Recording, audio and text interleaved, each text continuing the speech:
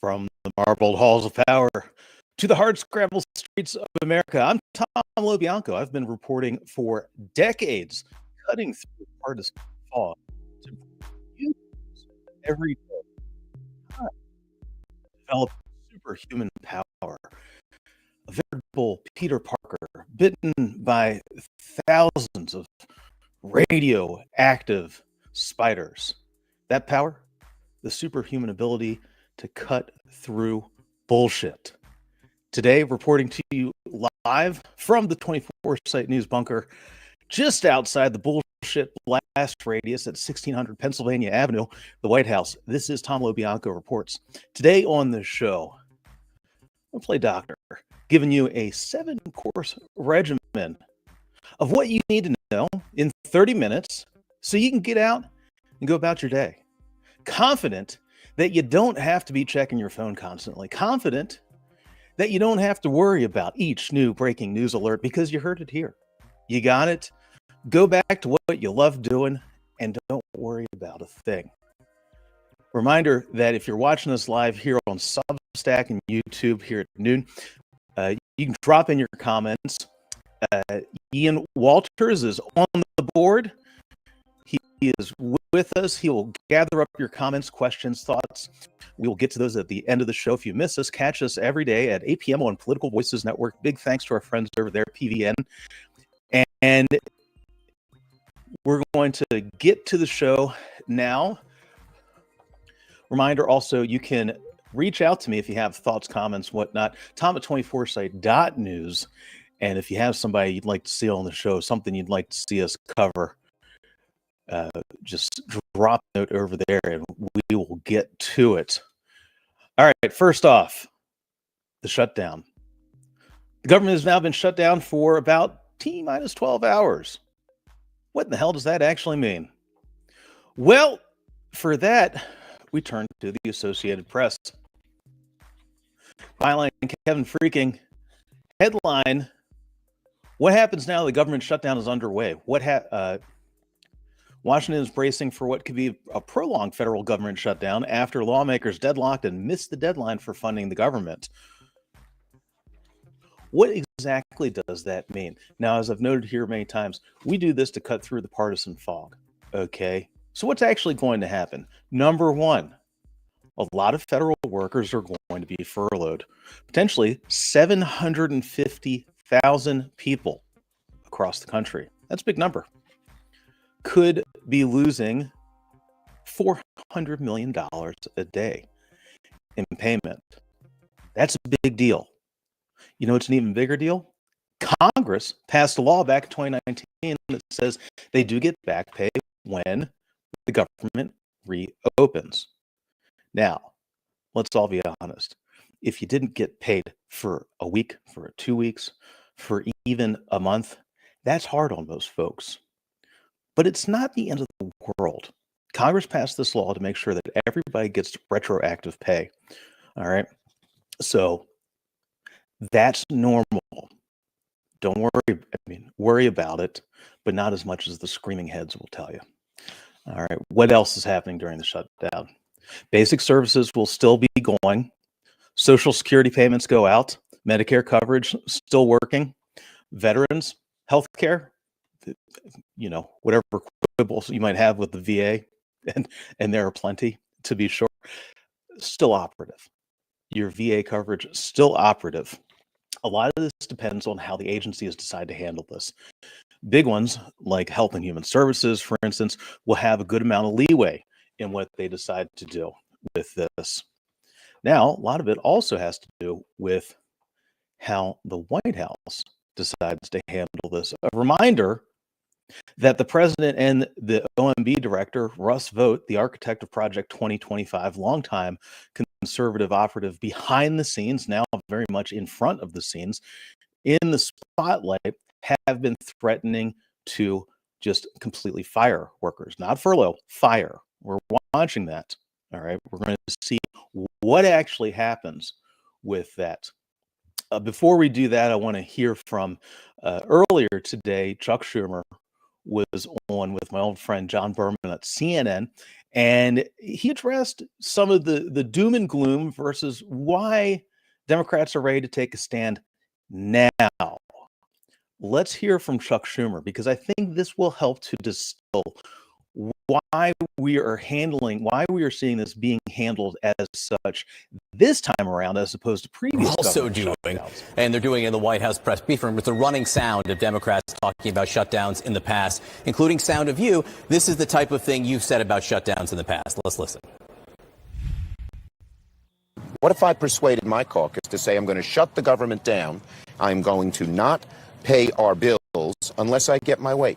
It's a politics of idiocy, of confrontation, of paralysis. Shutting down government over a policy difference is self-defeating. We can never hold American workers hostage again. While the CR bill is very bad, the potential for a shutdown has consequences for America that are much, much worse. Therefore, I will vote to keep the government open and not shut it down. That was you 3 times in the past. Go ahead. What's different this time? Yeah, that was in March, John, before they had done these horrible things to health care, before they had introduced these rescissions which would allow them to ignore the budget process. And the bottom line is, when I was majority leader, we had 13 times to vote on a budget. Do you know why there was no shutdown? We sat and negotiated with the Republicans every time. They got some things, we got some things. They did not negotiate at all. They refused, despite repeated entreaties by Hakeem and me, to go to the White House to sit down with Thune and Johnson. Look, if you want to know who wants a shutdown, look at the House. Johnson had the House adjourn all this week. So they couldn't even if the Senate had come up with a solution, they couldn't vote on it. But now that they've seen they can't bludgeon us, they can't roll us, hopefully they're going to sit down and negotiate now, not kick the can down the road, which they've done. It's been 45 days, and they've never done anything.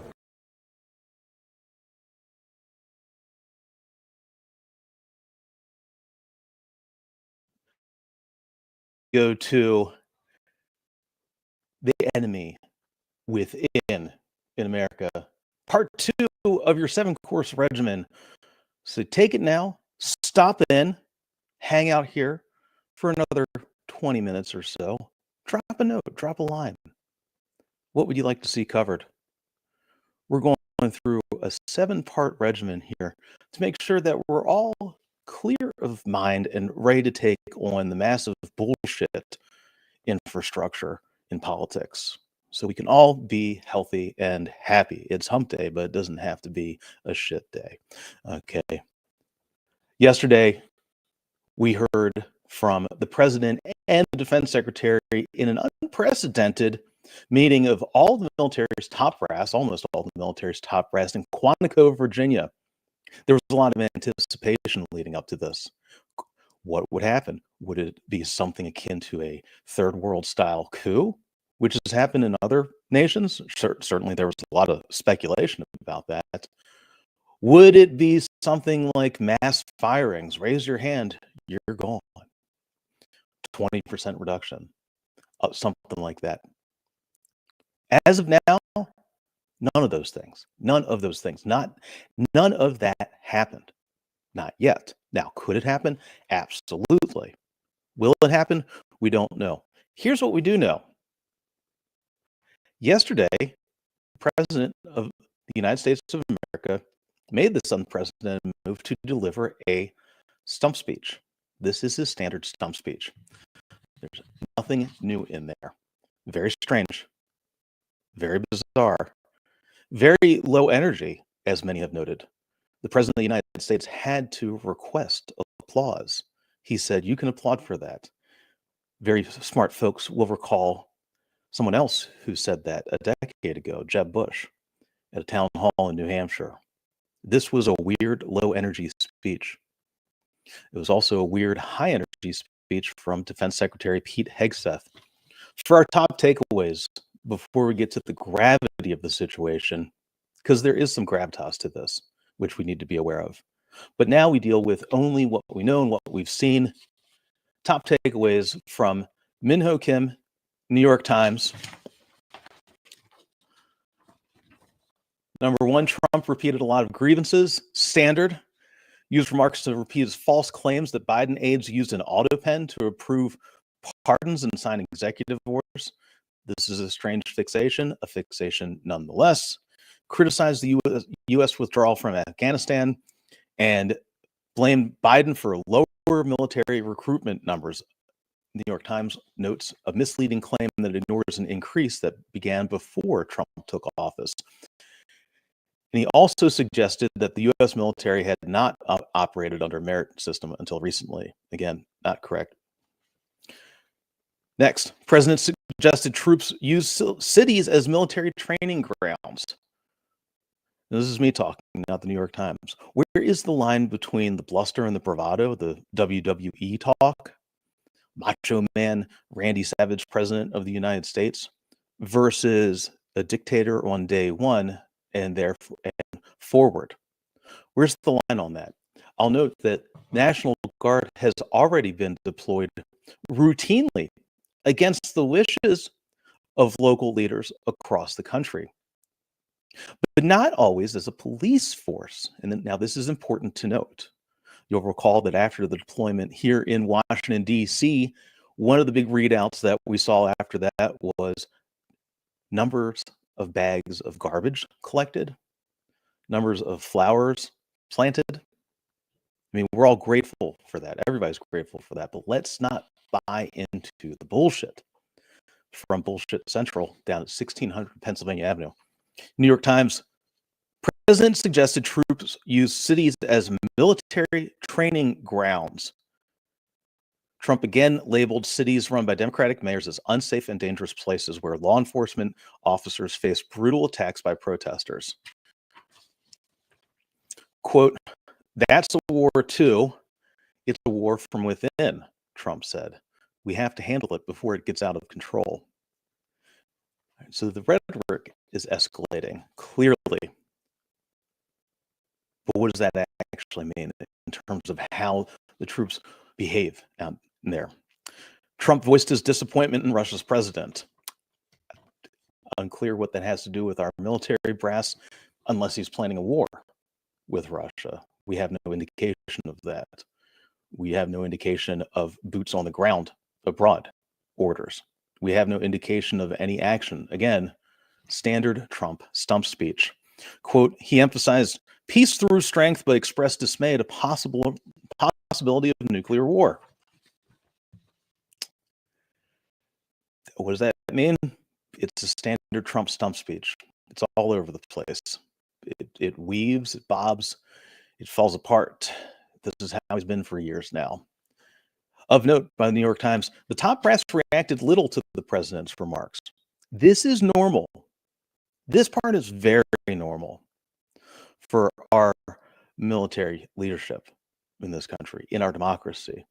For some thoughts on that, I want to bring on a clip from Morning Joe this morning, interviewed General Barry McCaffrey to talk about this, to give us a little bit of perspective on what exactly we're seeing here. I've been doing this a long time. That presentation at Quantico from the President and the Secretary of Defense is one of the most bizarre, unsettling events I've ever encountered. The President sounded incoherent, exhausted, rabidly partisan, at times stupid, meandering, couldn't hold the thought together. That audience is an apolitical institution. They will be respectful and follow all legal orders willingly. And by the way, it's not just the generals, it was the senior enlisted advisors for all those commands. They hold the culture of the armed forces in their hands. And then the Secretary of Defense gave a Rambo presentation, at times pretty good, whiskers, shaving, physical fitness, a first sergeant's talk at Reveille, not bad. But at other times, he's basically calling into question whether minorities and women were DEI or were they promotions based on merit. Nothing could be farther from the truth. By the way, the group he was talking to have been in combat for 20 years. Their sons and daughters served. A bunch of them got killed and maimed. it was a highly inappropriate use of the armed forces. Never mind the unsettling things about using military force in American cities. A very strange day in American life.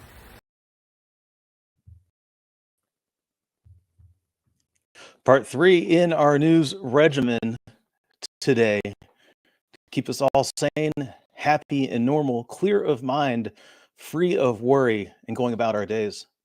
Breaking news from the Supreme Court allowing on the Fed Lisa Cook to stay on until oral arguments are heard in January in this. Now, I would note this has been the opposite of some quote unquote shadow docket rulings from the Supreme Court in other big administrative firings by Trump.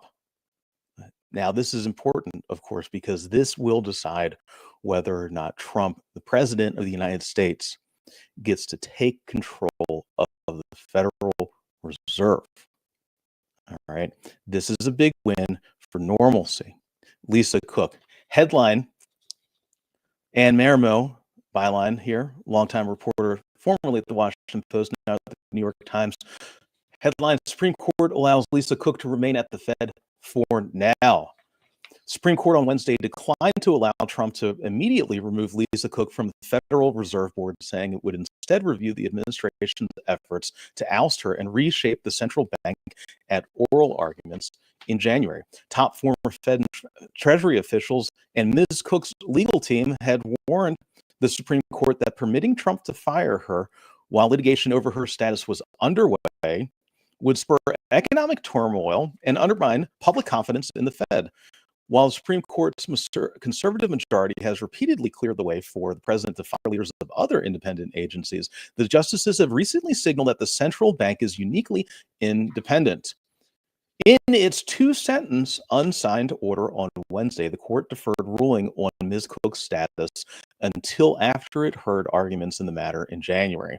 The decision to take up the case means the justices will confront at least 3 testing Mr. Trump's policies in their new term that begins on Monday. The court is already set to review some of the president's most sweeping tariffs, more on that in a little bit, and his ouster of a leader of the Federal Trade Commission. Again, more on that. New York Times and Marimo reporting this breaking news. Of note, too, the White House came after Lisa Cook alleging that she wrongly took multiple tax deductions on multiple properties. The homestead tax deductions is what we would normally refer to that. It turns out that she had not, that she properly filed her paperwork on 2 properties. But members of Trump's own cabinet have done that repeatedly. Now, of course, they have not been fired nor attacked by the president as a standard here. But a reminder that standing up does work. Fighting back does work. That has been one of the big themes in the latter part of this first year of Trump's second term. We've seen that already with Jimmy Kimmel. We're seeing it again here with the folks that do take this to the mat. Lisa Cook here, the latest. All right. Reminder again, if you want to reach out, drop a note at tom@24site.news. If you're watching us live, you can drop your comments and thoughts there in Substack or on YouTube, and Ian Walters will gather those up. I'll get to those at the end of the show. Now we're moving on to part 4 of our antivirals against bullshit coming out of the White House. For this, we turn again to the courts. A readout of normalcy right now. Number 4, from my friend Adam Classfeld over at All Rise News. He's on Substack. Do check him out. I've had him on the pod a couple of times before. Very thoughtful. Look forward to having him again soon. He's one of the sharpest legal minds out there. You've probably seen him before. He does incredible work. Headline, Judge sounds alarm in ruling denouncing Trump's targeting student protesters.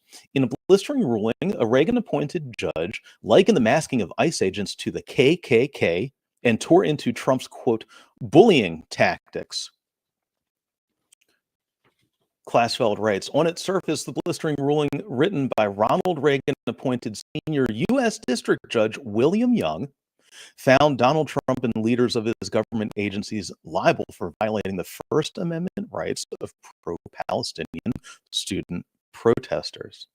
Again, a reminder that ICE and this pseudo-Gestapo that has been unleashed on the American streets have not only been going after undocumented immigrants and even legal immigrants here in the United States, but also student protesters.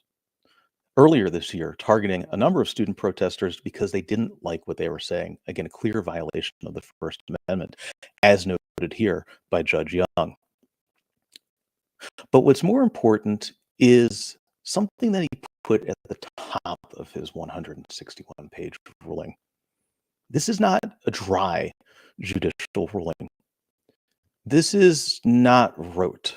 It is not normal. I was shocked when I saw this.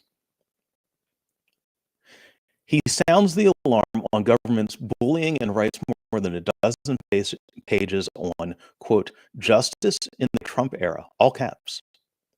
Now, it matters when a judge writes in all caps. This is not the president doing that. This is a member of the judiciary, a Reagan appointee, I would note. Leading off with a missive sent to his chambers in June, Young reproduces an anonymous postcard scrawled with the message, quote, Trump has pardons and tanks. What do you have? Now, we've talked about political violence here. This has been going on for a long time. Threats against the judiciary instigated by the hard right in America has unfortunately become normal. Sending pizzas with threatening notes in the names of deceased on there as a tactic to members of the judiciary. This note here that Judge Young got. Well, Judge Young answered this. He answers the threat directly. He says, quote, alone I have nothing but my sense of duty. Together, we the people of the United States, you and me, have our magnificent Constitution. Urge everybody to go check out Adam Classfeld at All Rise News for more on this. He's been doing some excellent work. For this, look at this. Just take a look at this. All right. This is the insanity that's being hoisted on one of our three branches right now. And Judge Young shows you how to handle it. All right, reminder, if you got comments, thoughts, drop them in Substack live. You can also drop them in YouTube live here. Ian will gather those up. We will get to those. Part 5, we're taking a look at the restructuring of the world right now. As the U.S. retreats, other powers flow in. This is natural, as they'd say. Power abhors a vacuum.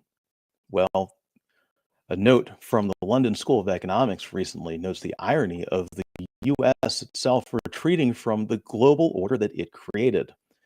Now, I say New World Order, that's not some deep state Illuminati. It's not the Soros Foundation or the Thiel Foundation. It's not Elon Musk or Mark Zuckerberg. No, this is something more important.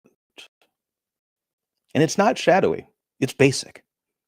I notice this every day when I go to get my coffee, when I buy my Starbucks, which used to cost, about $4 a bag on sale. Those prices are starting to double.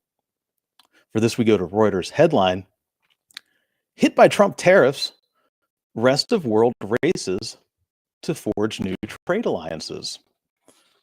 Brussels, Dateline today, U.S. President Donald Trump's import tariffs have breathed life into dormant free trade talks across the globe and driven alliances at an unrivaled pace between partners seeking to offset lost exports to the United States. Since Trump's re-election last November, the European Union has struck 3 free trade agreements with South American bloc, Mercosur, Mexico, and Indonesia.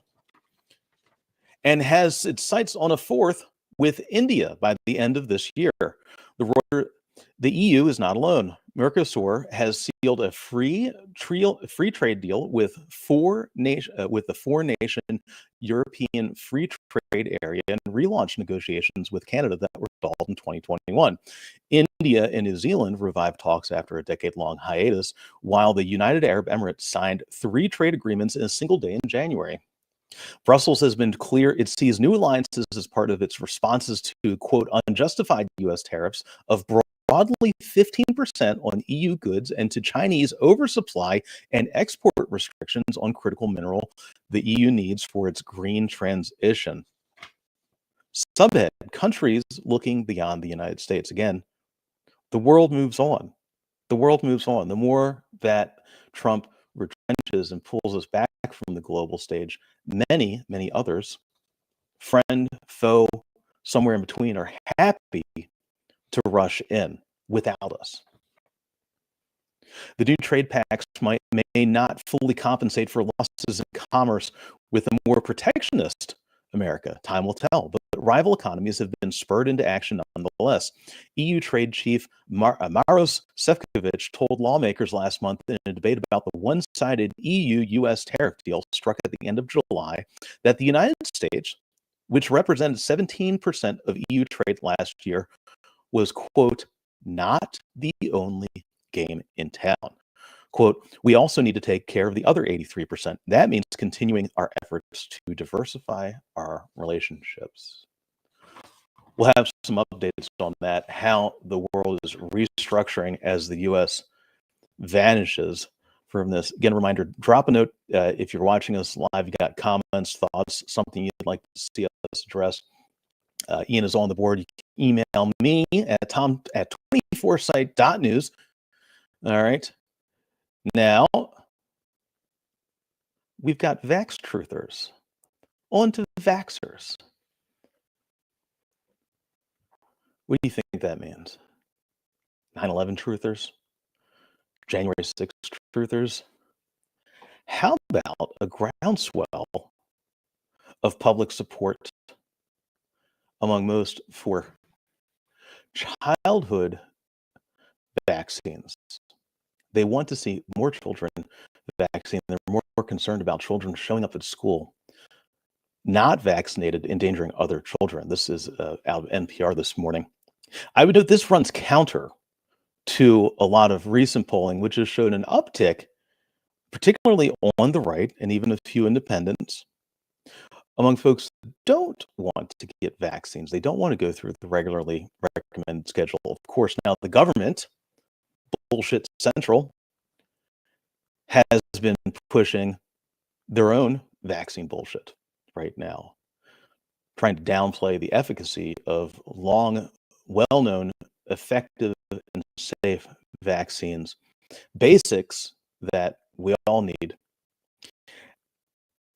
And really, again, very similar to how the rest of the world is responding to the United States, spurring others into action. If you recall, we had on Shasti Conrad, vice chair of the DNC. She is also the chair of the Washington State Democratic Party, and was talking about the Western states compact of supporting vaccines. And I would note too, if you have questions on vaccines, talk with your medical provider. I'm Dr. Tom here today, but I only play one on TV. I'm your news doctor. For some serious medical advice, go talk to your primary care, okay? Now, this is interesting. This change in concerns about this apparent, I would note, change, polling can be all over the place. This apparent change in concerns is really interesting because of the rising numbers of folks who say they don't want to go along with vaccine schedules. That has been the trend really since the pandemic, an explosion in anti-vaccine sentiments across the board. A lot of folks saying they don't trust vaccines anymore. But according to NPR, when it comes to this, more folks are concerned about sending their kids to school with other children who are not vaccinated. What might happen with that? We'll be following this as well. All right, for our closeout today, America's most dangerous author. The pen is mighty and frightful. Headline here, Associated Press. Stephen King is the most banned author in U.S. schools, Penn report says. Byline, Hillel, Italy. A new report on book bans in the U.S. finds Stephen King is the author most likely to be censored and the country divided between states actively restricting works and those attempting to limit or eliminate bans. PEN America, the free speech group, also supports literary freedom. Very basic here. They're banned in the USA. Report released Wednesday tracks more than 6,800 instances of books being temporarily or permanently pulled for the 2024-2025 school year, the AP reports. And the number is down from more than 10,000 in 23-24 school year, but still far above the levels of just a few years ago. Some 80% of those bans originated in just 3 states. Guys, if you're living in these 3 states, I'd love to hear from you on what it's like to not have access to books. I don't know what it would be like to not have access to Stephen King. Long before cell phones, that was how I survived. Okay, as a middle schooler. All right, that was my entertainment. Probably why I'm sitting here in a news bunker reading this to you right now. Who knows? Who knows what terrible thing Stephen King does to your minds? Quote, it is increasingly a story of 2 countries, says Casey Meehan. Oh, I'm sorry, there's 3 states that account for all this. And if you live in these states, I'd love to hear from you. Okay. Florida, Texas, and Tennessee. They account for 80% of those 6,800 bans. Rough numbers, a little bit more than 5,000 book bans. A smattering elsewhere. If you live in Florida, Texas, or Tennessee, drop a line. I'd like to hear about your experiences with this. Quote, it is increasingly a story of 2 countries, says Casey Meehan, director of Penn's Freedom to Read program and an author of Wednesday's report. And it's not just a story of red states and blue states. In Florida, not all the school districts responded to the calls for banning books. You can find differences from county to county. That's pretty interesting. Stephen King's books were censored 206 times, according to the report, including Carrie and The Stand, among 87 of his works that were affected. The most banned work of any author was Anthony Burgess's dystopian classic from the 1960s, A Clockwork Orange, for which Penn found 23 removals. Other books and authors facing extensive restrictions included Patricia McCormick's Sold, Judy Blume. Sorry,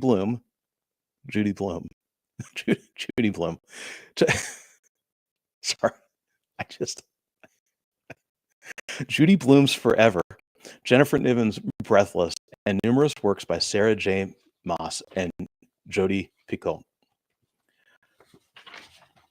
All right, guys. That's your 7 for Wednesday. All right. Before we head out here, if we got some thoughts, comments, let's take a look at those. Anita Beam writes in regarding Schumer, and I hear you, Anita. I'm with you. This is irrelevant. We're in very different times. And she's talking about Chuck Schumer. Fair. I'm with you. Okay. You know what? Playing clips of government shutdowns from a decade ago was when a government shutdown impacted a federal government much larger than what we have now. I mean, remember, again, and this was part of the stated point of this from the Senate Democrats, and of course the House Democrats as well, that Trump already did these massive firings. It already happened. All right. In a sense, he removed his leverage, right? In a very crass political sense. Now, of course, in a very real sense, a lot of folks that I know, a lot of folks around here, a lot of folks all over the country, fired by the White House. Okay. So it already happened. So it's easy to understand Schumer changing his tune for this. And I would note, responding to the newly energized Democratic base. I've talked about this before on a number of programs, really kind of a Democratic Tea Party energy. Certainly not anywhere close to the ideology of the Koch brothers backed Tea Party of 16 years ago, but something entirely different in ideology, but very similar in raw energy. Okay, guys, I'm going to head out of here. Coming up tomorrow on the show, join us at noon. We're going to have one of the nation's best pollsters, someone I've known for a long time, is going to be coming on the show. There's new polling on which group will swing the elections that matter most. And I think you're going to be surprised by this. I was shocked by this. How do you find these people? And really, after you tune in tomorrow, don't go accosting them all at once. All you political operatives, okay? All right, that might freak people out. I mean, even more than, masked pseudo Gestapo roaming the streets, chasing down bicyclists in Chicago, okay? You're going to be surprised by this, all right? So that's coming up tomorrow at noon. Before we head out, I want to say big thanks to our sponsors. Number one, thank you guys for being here. Thanks everyone for joining every day here at noon. I am so grateful to have you here. I want to say a big thanks to Beth Solomon. She is the author of From Fire to Fabulous. Beth Solomon used to be a longtime speechwriter for Senator Sam Nunn out of Georgia, and later moved up to the C-suite. Also got fired. All right, this happens to all of us. This is a routine thing. So if the White House does decide to go ahead with further firings of federal workers, not just furloughing and bringing people back whenever the shutdown does end, or if you were doged and your paychecks are now coming to an end, which we know is happening now, all right, now things are really starting to hit, go check out Beth Solomon. She wrote From Fire to Fabulous. It's a handbook. It's a very easy to use handbook that will tell you all the ways to network, to get back on your feet. All right. Look, it sucks in the moment. I've been there. Beth has been there. I know too many people right now who are there right now. But after you're done dusting yourself off, you get back up. She has a very good manual on how to either get back on your career track, get back into one of these regular 9-to-5 spots, whatever it is that you're doing, whatever your passion is, or like I'm doing here, build your own thing. All right. Also want to say a big thanks to Manoj Paulson over at projectmanagemymove.com. All right. Head on over to projectmanagemymove.com. Manoj, longtime sponsor here of the show. This is pretty interesting. And I have to tell you, I'm really shocked by this. Whenever I put in the show clips, I send things out on all of our socials afterwards. I have to, AI has determined, the global hive mind has determined this is one of the most stunning, interesting parts of the show. Maybe I should just do a whole show on this. So Manoj, what he does is he works in distress sales. All right. And what is a distress sale? Now, I did not know this. He works in real estate. I work in politics. All right. He says that the distress sale is when you have either a death in the family, a divorce, or some other really shocking, unforeseen event. You have to deal with it. All right. Now, this is important. You got a lot going on in your life. All right. You put the property up on the market, and sometimes it doesn't get the value that's really worth. All right. You got a lot to deal with. People are pushing to get this thing sold fast. What Manoj does is he will actually work with the contractors in the area and coordinate this to make sure that they come in, they do some basic work on the house, sometimes even as simple as just painting. All right. And what that will do, what he's found in his work, is that will increase the value of the house by tens of thousands of dollars. All right. So head to projectmanagemymove.com. Tell them I sent you. All right. Tell Manoj Tom says hey. And check it out. Help support independent journalism. All right. And big thanks to Beth Emmons for supporting independent journalism as we continue to do this. Folks, I want to tell you, it is a pleasure and an honor to be with you, but it's also our right to do this every day. And I'm honored to exercise that right with you every day. All right, guys, I'm out of here. See you tomorrow.